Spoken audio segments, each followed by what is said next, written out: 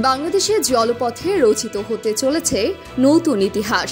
দেশের জাহাজ নির্মাণ শিল্পের গৌরবময় প্রতিষ্ঠান ওয়েস্টার্ন ম্যারিন শিপইয়ার্ড লিমিটেড সংযুক্ত আরব আমিরাতের উদ্দেশ্যে রপ্তানি করতে যাচ্ছে 3টি জাহাজ। এর মধ্যে একটি ল্যান্ডিং ক্রাফট এবং 2টি টাগবোট রয়েছে। 69 মিটার লম্বায় এই জাহাজটি বড় জাহাজের মালামাল পরিবহনে ব্যবহৃত হবে। অন্যদিকে খালিদ ও খায়া নামে 2টি টাগবোট প্রায় প্রস্তুত। এগুলো 2-1 মাসের মধ্যে প্রতিষ্ঠানের হাতে চলে আসবে। 2020 সালে ওয়েস্টার্ন ম্যারিন শিপইয়ার্ড সর্বশেষ জাহাজ রপ্তানি করেছিল। এবার 2023 সালে তারা আরব আমিরাতের মারওয়ান শিপিংয়ের জন্য 8টি জাহাজ নির্মাণের চুক্তি করেছে।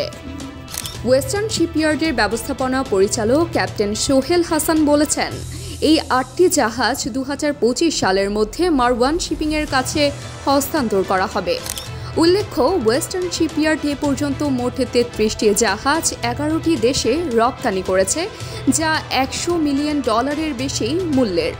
আগামী মাসের মধ্যে প্রতিষ্ঠানটি বাংলাদেশ অভ্যন্তরীণ নৌ পরিবহন কর্পোরেশনের কাছে আরও 2টি যাত্রীবাহী জাহাজ এমভি রূপসা ও এমভি সুকন্থা হস্তান্তর করবে।